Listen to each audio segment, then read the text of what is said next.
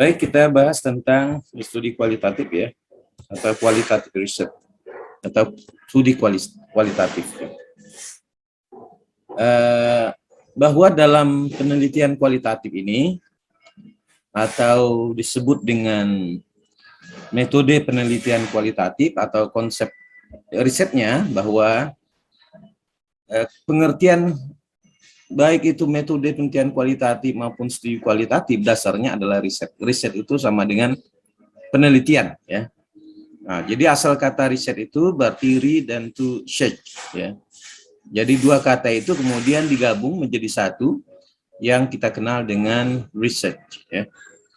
Nah, jadi riset ini sebenarnya berasal dari bahasa Latin yaitu risere yang berarti mengungkapkan atau membuka ya. Memang kalau kita terjemahkan ke dalam bahasa Indonesia, istilah penelitian ini memang tidak begitu tepat ya. Karena kalau diistilahkan dengan penelitian, artinya dia terkait dengan apa yang ingin dicari ya. Ini yang disebut dengan penelitian. Tetapi ketika kita masukkan ke bahasa Inggris, maka dia berusaha untuk mengungkap, membuka tabir atau katakanlah menemukan sesuatu ya. Sehingga arti bahasa Latinnya pun diterjemahkan menjadi mengungkapkan atau membuka, menemukan. Nah, inilah yang disebut dengan riset. Tapi ketika padanan kata ini tidak cocok, maka yang dicocok-cocokkan dengan istilah riset ini adalah penelitian ya. Oleh karena itu, riset ini merupakan sebuah investigasi sistematik ya, yang dirancang untuk menghasilkan suatu pengetahuan atau alat atau metode baru ya, terkait dengan hal-hal yang ingin diketahui atau yang ingin digali atau ingin dibuka secara maksimal yang terkait dengan pengetahuan yang dikembangkan. Nah, inilah yang disebut dengan disebut dengan riset itu sendiri ya. Suatu penelitian dilakukan sebagai usaha untuk menemukan. Jadi kita ketika melakukan penelitian atau katakanlah riset adalah untuk menemukan, mengembangkan, menguji kebenaran dan mencari kembali suatu pengetahuan dengan menggunakan metode-metode ilmiah ya. Metode-metode yang berdasarkan fakta, bukti dan secara sistematis dan dilakukan secara objektif ya. Penelitian ini terkait dengan tugas pengembangan ilmu. Jadi ketika kita ingin mengembangkan ilmu pengetahuan, maka harus dilakukanlah penelitian ini. Karena itu penelitian berkaitan dengan mencari dan menemukan teori yang tentu saja berdasarkan pada pengalaman empirik, yaitu pengalaman yang berdasarkan pada hasil ilmu pengetahuan, baik umumnya ya secara praktis. Sehingga dapat kita simpulkan, berangkat dari pengertian yang diungkapkan tadi, maka tata penelitian yang memiliki karakteristik ya, tentu saja bahwa penelitian yang dilakukan harus bersifat objektif ya, atau apa adanya yang sesuai dengan konteksnya, tidak boleh dimanipulasi apalagi diubah. Nah, ini yang terkait dengan penelitian harus bersifat objektif ya. Jadi ketika kita melakukan penelitian maka harus berdasarkan pada fakta yang sebenarnya. Maka inilah yang disebut dengan objektif. Kemudian akurat, ya, artinya tepat ya, tepat dan dapat dibuktikan kebenarannya ya. Jadi kebenarannya itu disebut dengan kebenaran ilmiah, yaitu siapapun yang melakukannya terhadap penelitian tersebut, kemudian hasilnya akan membuktikan hasil yang sama. Nah, ini yang disebut dengan dapat dibuktikan ya. Kemudian menjelaskan keterangan atau kenyataan empiris, logis, dan sesuai dengan kondisi nyata, apa adanya. Nah, ini yang dinamakan dengan karakteristik dari konsep penelitian itu sendiri, kalau kita simpulkan. Oleh sebab itu, bahwa apa yang dilakukan harus dapat bisa diterima oleh akal sehat manusia. Kemudian penelitian dilakukan secara ilmiah merupakan suatu kerja ya, atau metode kerja yang sistematis, artinya beruntut dari satu tahap ke tahap berikutnya. Nah, jadi dari satu langkah ke langkah berikutnya. Jadi kita melompat-lompat. Nah, inilah yang dilakukan dalam rangka untuk menghasilkan karya ilmiah tadi dapat dibuktikan kebenarannya. Tentu dalam rangka untuk memecahkan suatu masalah. Jadi penelitian ini konsepnya adalah sebagai problem solver, yaitu kita memecahkan suatu masalah. Hal ini tentu didasarkan pada suatu fakta. Fakta atau data yang ada di lapangan. Jadi nanti ketika Anda dalam melakukan penelitian, tentu dasarnya adalah data atau fakta. Fakta bisa menggunakan, ya kalau di kualitatif bisa dokumen, bisa wawancara, ya, bisa observasi. Ya. Dan Anda dapatkan data itu bisa misalnya Anda melihat orang lagi berjalan misalnya. Ya, jadi Anda lihat itu faktanya. Hasil pengamatan Anda itu disebut sebagai observasi. Ya. Kemudian ketika Anda melihat suatu peristiwa, Anda lihat, kemudian Anda amati prosesnya, maka itu disebut sebagai observasi atau pengamatan. Bisa juga Anda tidak melihatnya, Anda mendapatkan informasi dari orang yang melihatnya, maka ini juga merupakan fakta. Jadi fakta yang orang lihat tadi, misalnya si A melihat objek A, kemudian si B melihat objek B, A juga si C. Jadi kita konversi, kita bandingkan antara apa yang dilihat dari si A, si B maupun si C tadi. Nah, kita bandingkan apakah ketiga-tiganya ini memiliki kesimpulan yang sama terhadap objek yang dilihatnya.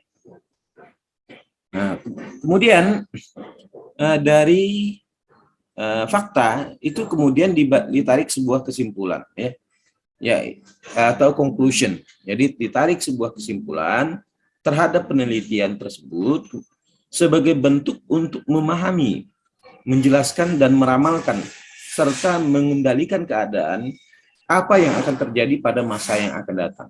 Tentu ini melalui kegiatan penelitian ditemukan sebuah kebenaran empiris, ya, logis, etis dan metafisis, ya.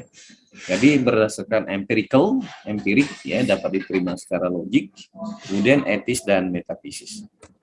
Nah, jadi bisa juga yang tidak metafisis, ya, karena ia tidak kelihatan. Bisa misalnya kalau kita ingin melihat angin, kan tidak bisa dilihat dengan mata, tapi dia bisa dirasakan.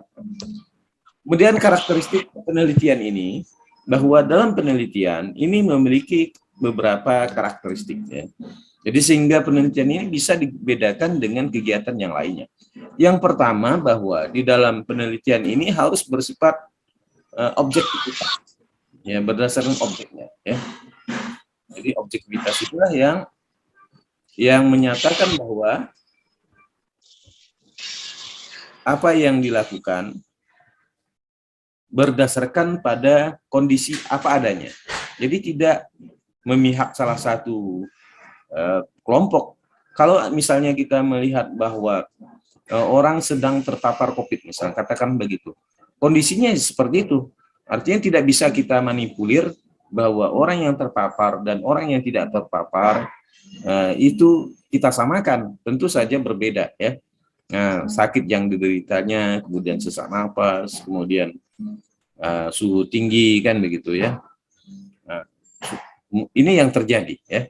Nah, kondisi inilah yang disebut dengan kondisi objektif, ya. Jadi penelitian harus bersifat objektif.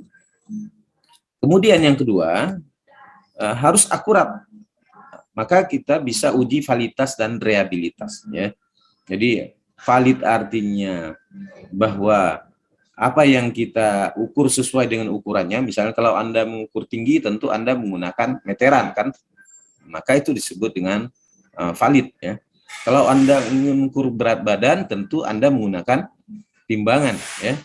Nah, tetapi dalam penelitian kualitatif tidak demikian ukurannya. Kita tidak bisa menggunakan ukuran-ukuran tadi, tetapi kita bisa menggunakan trimulasi, namanya trimulasi sumber, metode, dan trimulasi teknik. Nah, ini yang terkait dengan untuk melakukan uji validitas ini. Kemudian reliabilitas atau reliable, ya.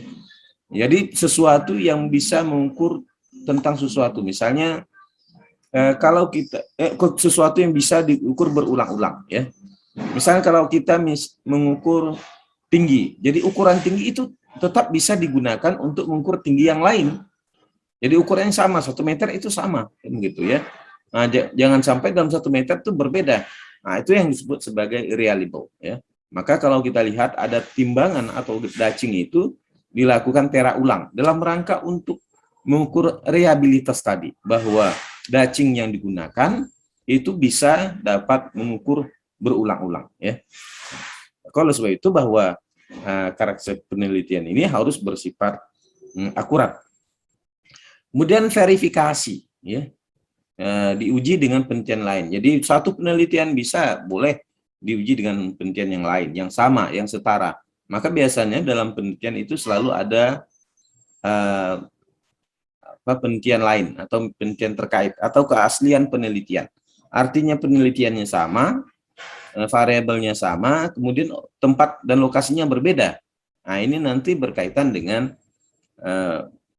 verifikasi ya terhadap penelitian yang dilakukan. Kemudian penjelasan yang ya tentu saja padat maksudnya ya. Ya, hemat, singkat. Jadi jangan berbelit-belit ya. Jadi ketika kita menjelaskan tentang makan nasi itu kenyang gitu kan ya. Nah, jadi kita jangan mutar-mutar ketika menjelaskan makan nasi itu bisa mengenyangkan ya. Jadi orang yang makan nasi dalam jumlah tertentu dapat mengenyangkan perut misalnya ya. Nah, jadi jangan kita sampai menyampaikan yang berbelit-belit ya. Misalnya sebagai contoh ya. Makan apa saja yang kita makan walaupun bukan termasuk nasi bisa orang menjadi gendut misalnya kan. Jadi sebenarnya intinya adalah makan nasi saja kan. Tetapi ketika dijelaskan itu kalimatnya berbelit-belit ya, memutar-mutar. Akibatnya sulit untuk dipahami. Nah, ini yang disebut dengan penjelasan harus bersifat hemat dan singkat ya. Kemudian empiris ya, mampu mengungkapkan fakta ya karena menggunakan data dan informasi ya. Nah, tentu berbeda ya antara data dan informasi ini. Data itu adalah baik berupa angka ya yang masih bersifat mentah, harus diolah. Ketika diolah dia baru bisa menjadi informasi ya. Nah, karena itu dalam penelitian harus bersifat empiris. Artinya mengungkapkan fakta yang harus kita ketahui, harus dijelaskan. Misalnya, merokok itu berbahaya. Bisa tidak kita jelaskan dalam penelitian itu? Sehingga, oh iya ternyata rokok itu berbahaya bagi kesehatan karena di dalamnya mengandung nikotin dan partikel berbahaya lainnya termasuk sianida. Nah, kan begitu ya. Nah, ini kita jelaskan komponen-komponen yang ada di dalamnya. Maka itulah yang disebut dengan mengungkapkan fakta yang bersifat empiris tadi. Ya, jangan sampai ketika penelitian tidak bisa mengungkapkan fakta. Banyak penelitian yang dilakukan, ia menjelaskan bahwa variabel A, misalnya merokok berhubungan dengan perilaku, misalnya kan perilaku merokok berhubungan dengan pengetahuan. Nah, jadi dia tidak bisa mengungkapkan faktanya. Mengapa merokok ini berkaitan dengan pengetahuan? Walaupun dibuktikan bahwa berdasarkan hasil penelitian ini memiliki hubungan, tetapi ketika orang misalnya kaitannya tadi antara pengetahuan seseorang dengan merokok itu ternyata ada hubungan, tapi dia tidak mengungkapkan mengapa ini terjadi hubungan. Nah, seharusnya kita bisa jelaskan bahwa orang yang memiliki pengetahuan bahaya rokok, maka dia tidak akan merokok karena akibat yang akan dideritanya akan lebih besar atau lebih berbahaya risikonya bagi kesehatan. Nah, ini yang seharusnya diungkapkan. Nah, inilah yang masuk dalam karakteristik penelitian yang bersifat empiris tadi ya. Kemudian penalarannya bersifat logis serta ilmiah yang memerlukan penalaran ya. Jadi antara satu pernyataan dengan pernyataan yang lain itu memiliki keterkaitan. Nah, misalnya orang yang makan tebu di sore hari dapat menyebabkan ibunya meninggal dunia, misalnya kan. Ya, penalarannya antar satu dengan yang lain itu tidak nyambung. Masa gara-gara makan tebu ibunya bisa meninggal, kan begitu ya. Nah, penalaran ini tidak bersifat logis. Artinya tidak ada keterkaitan antara satu pernyataan dengan pernyataan yang lainnya. Misalnya kalau Misal Anda mengatakan bahwa mata yang terlalu sering melihat HP misalnya, menonton HP, atau mata yang terpapar oleh cahaya, maka dapat merusakkan mata. Ini bisa kita pertanggungjawabkan, bisa jelas mengapa. Oh, karena di dalam HP itu memantulkan cahaya yang berasal dari HP itu sendiri kepada mata, sehingga mata bisa lelah, capek, dan ini akan merusak mata.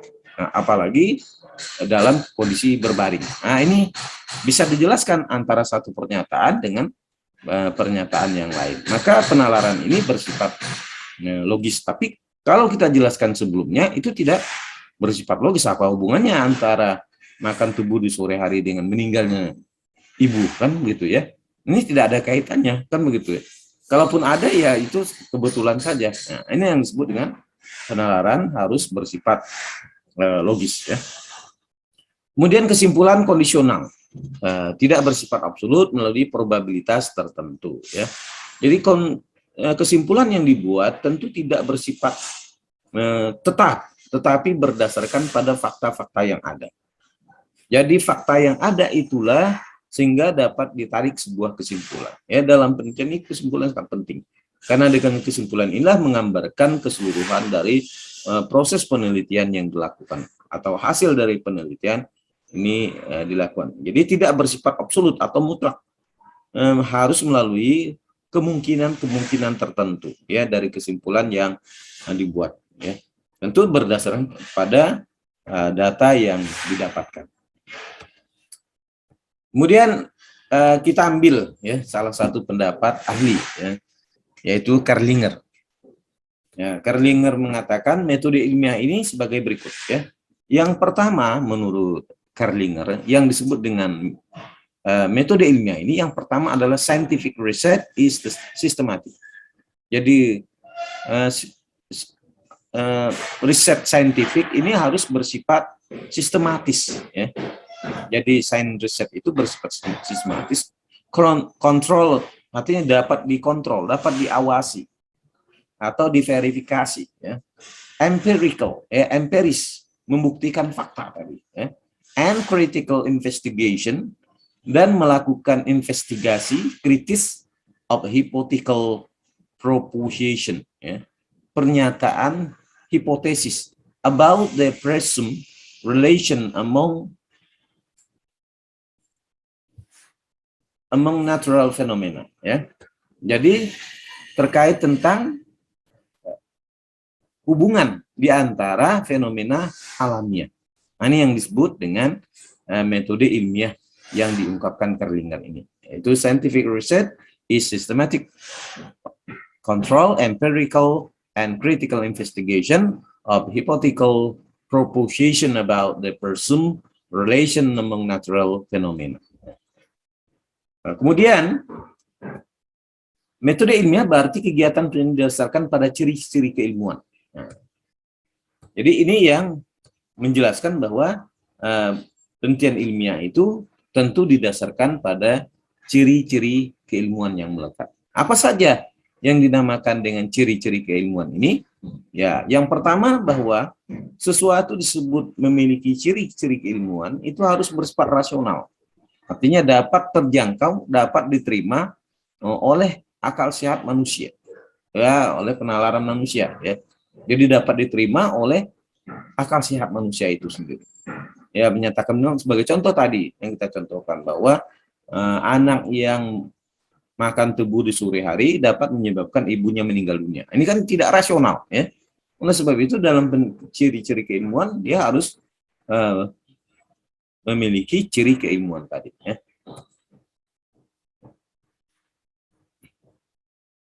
Kemudian bersifat empirical ya, menggunakan fakta-fakta yang valid dan reliable ya. Jadi faktanya valid ya, validitas dipercaya. Reliable, dapat dibuktikan. Nah, jadi harus bersifat empiris, empirical ya. Kemudian yang berikutnya adalah sistematis, melibatkan prosedur, dirancang dengan seksama dan cermat. Ada metode-metode atau langkah-langkah yang harus ditempuh ya. dalam penelitian itu, maka disebut dengan sistematis, melibatkan prosedur yang dirancang dengan seksama dan cermat ya, dalam rangka menjawab penelitian tadi, sehingga ada tahapan-tahapan mekanisme tertentu yang harus ditempuh dalam melakukan penelitian. Nah, ketiga ini dianggap sangat penting ya, merupakan ciri-ciri dari keilmiahan tadi ya. Nah, sementara itu dalam penelitian kualitatif ya,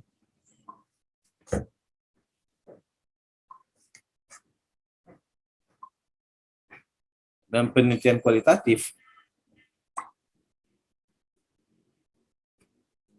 yang pertama adalah menekankan pada quality. Nah, jadi beda antara penelitian kuantitatif dan kualitatif ya. Menekankan pada quality atau hal terpenting dari sifat barang dan jasa. Jadi bicara tentang kualitas. Berbeda dengan kuantitatif, berkaitan dengan kuantitas ya, jumlah, angka. Nah, kalau misalnya kita menjelaskan tentang sakit ya. Nah, sakit ini tidak bisa dijelaskan secara kuantitatif. Oh, orang sakit itu 8, tidak bisa. Oh, sakit adalah kondisi seseorang yang tidak enak di dalam hidupnya. Nah, dia bisa saja tidak enak disebabkan karena memang secara fisik ya, dia terbatas dalam melakukan sesuatu, maupun yang bersifat psikis, kejiwaan tadi, gangguan jiwa itu termasuk dalam kategori sakit ya. Nah, jadi ketika kita menjelaskan maka harus bersifat quality ya, kualitas tadi. Ya. Jadi tidak bersifat jumlah angka ya. Jadi sifatnya adalah kualitas tadi. Jadi ketika orang sakit, orang yang tidak bisa melakukan aktivitas secara baik dan sempurna, nah, maka orang itu dinyatakan sakit ya. Atau ada perasaan yang tidak enak sehingga orang tidak mampu melakukan kegiatan secara produktif. Nah, ini juga bisa dijelaskan terkait dengan pengertian dari quality tadi. Kemudian pengertian penelitian kualitatif ini berorientasi berupa kejadian, ya, jadi peristiwa atau kejadian, misalnya katakanlah banjir. Nah, jadi banjir ini kejadian atau fenomena atau gejala sosial, ya. Jadi misalnya banjir meluapnya air sungai sehingga menggenangi areal rumah dan sekitarnya. Nah, ini kan disebut dengan banjir. Tidak bisa kita sebut banjir adalah airnya setinggi berapa, kan begitu ya. Bisa saja kita sebut sekian meter ya, sekian meter. Tetapi intinya bahwa yang dinamakan banjir itu adalah ketika air sungai meluap. Nah, maka disebut dengan banjir ya. Kemudian gejala-gejala. Nah, ini bisa tadi kejadian, bisa gejala. Misalnya suhunya panas ya. Cuaca ekstrim. Nah, ini berkaitan dengan fenomena atau gejala. Kemudian gejala sosial.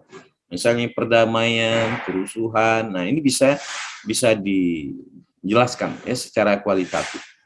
Jadi kualitatif ini artinya makna di balik kejadian tersebut yang dapat dijadikan sebagai pelajaran berharga ya bagi pengembangan suatu konsep atau teori tadi ya. Kemudian memberikan sumbangan terhadap teori praktis kebijakan, masalah-masalah sosial dan tindakan lainnya ya. Jadi sumbangannya bisa saja bersifat penelitian murni teoritis, yaitu pengembangan teori-teori bersifat praktis yang bisa dilakukan langkah demi langkah. Kemudian bisa berupa kebijakan atau prosedur, bisa juga masalah-masalah sosial dan tindakan lainnya yang memberikan sumbangan bagi kepentingan orang banyak. Kemudian penelitian kualitatif dieksplorasi, digali sedemikian rupa, diperdalam dari suatu fenomena sosial atau suatu lingkungan sosial yang terdiri atas pelaku, kejadian, tempat, dan waktu. Ini harus diperhatikan. Bahwa dalam penelitian kualitatif itu harus kita lihat pelakunya, siapa pelakunya, siapa yang melakukannya, kemudian kapan kejadian itu terjadi, di mana kejadian itu, di mana tempatnya, kapan waktunya. Nah, ini harus kita lihat pelakunya, kemudian kejadiannya, kemudian tempatnya, dan yang keempat adalah waktunya, kapan. Nah, ini yang terjadi dalam penelitian kualitatif. Ya. Kemudian siapa saja yang bisa membuktikan atau memberikan penjelasan terkait dengan pelaku, kejadian, tempat, dan waktu ini. Misalnya siapa pelakunya, kapan kejadiannya, apa peristiwanya atau kejadiannya, tempatnya di mana, waktunya. Kemudian orang itu yang bisa menjelaskan yang ada di sekitar kejadian tadi. Nah, oleh sebab itu yang harus kita lihat dalam penelitian kualitatif adalah 4 hal ini. Ya. Sementara itu, Beck menyatakan bahwa qualitative research atau QR does refer to meaning, concept, definition, characteristic, metaphor, symbols, and description of thing. Ya. Jadi kualitatif riset atau penelitian kualitatif ini merujuk pada meaning, makna, ya, konsep, karakteristik, definisi, kemudian metafor atau metafora, ya, kemudian simbol, lambang, dan menjelaskan tentang sesuatu. Ya. Nah, ini yang terkait menurut Beck tentang penelitian kualitatif ini. Ya. Atau pendekatan kualitatif cenderung mengarah pada penelitian bersifat naturalistik atau alami, fenomenologis, dan etnografi. Ya. Jadi harus bersifat naturalistik, alamiah, kemudian fenomenologis, yaitu gejala-gejala tadi, kemudian bersifat etnografi, yaitu menjelaskan tentang suku bangsa. Ya. Misalnya suku bangsa A menderita penyakit anemi misalnya pada suku ini. Nah, mengapa ini terjadi? Nah, ini kita jawab berdasarkan apa saja yang mereka makan, kemudian jumlah makanannya apa saja, jenis makanannya, ya, waktu mereka makan. Nah, ini bisa saja dilihat dalam penelitian etnografi. Seringkali penelitian kualitatif ini dipertukarkan dengan penelitian naturalistik, atau dengan kata lain disebut dengan naturalistic inquiry dan etnografi dalam antropologi kognitif. Ya. Misalnya kalau kita bicara tentang natural inquiry, yaitu memperdalami tentang kondisi-kondisi yang bersifat naturalistik, ya, bersifat alamiah. Jadi tidak boleh kita ubah, berbeda dengan penelitian eksperimen, ya, atau penelitian kuantitatif yang bersifat eksperimental. Silakan, mungkin ada yang mau ditanyakan.